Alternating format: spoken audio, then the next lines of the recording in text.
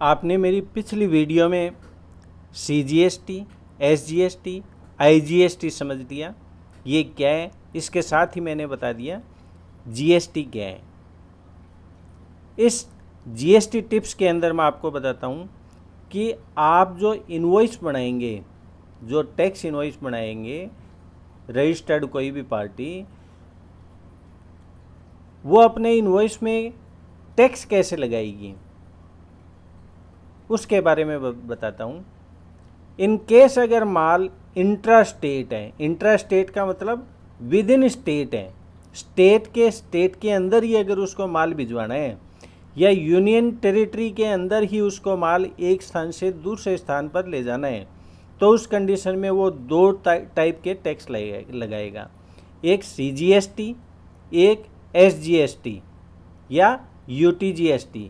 In case अगर वो union territory में है तो UTGST, और वो किसी स्टेट के अंदर है उसका रजिस्टर्ड ऑफिस तो वो SGST लगाएगा। तो कोई भी आदमी, कोई भी बिजनेसमैन अगर विद इन स्टेट माल सेल करता है या सर्विसेज सेल करता है तो वो दो टाइप के टैक्स लगाएगा, एक CGST, दूसरा SGST या UTGST। अब CGST कितना लगाएगा, वो ये चेक करेगा कि उस प्रोडक्ट के ऊपर या सर्विस के ऊपर GST का क्या रेट है। फिर GST का जितना रेट है उसका 50% तो लगेगा CGST में। सपोज 18% उसका GST का रेट है तो 18% का 50% 9%, तो 9% तो वो लगेगा CGST, और बचा हुआ 50% जो GST का रेट है वो 9% वो लगेगा SGST में या UTGST में।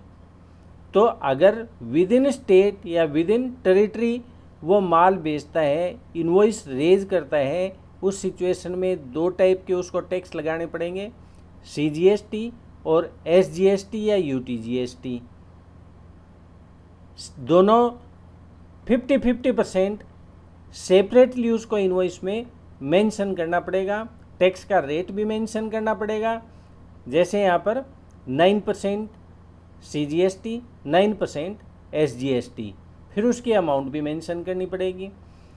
इन केस अगर वो माल आउट ऑफ स्टेट बेचता है, आउट ऑफ टेरिटरी बेचता है, उस कंडीशन में CGST, SGST ये टैक्स नहीं लगेंगे, वो लगेगा सिर्फ IGST। IGST लगेगा, जितना GST का रेट है वो 100% यहाँ पर लगाएगा। मीन्स अगर वो 18% उसके ऊपर GST का रेट है तो वो IGST के सामने 18% मेंशन करके जितना टैक्स उसकी अमाउंट आएगी उतना टैक्स कैलकुलेट करके अपने टैक्स इनवॉइस के अंदर मेंशन करेगा और इनवॉइस कंप्लीट करेगा। Thank you.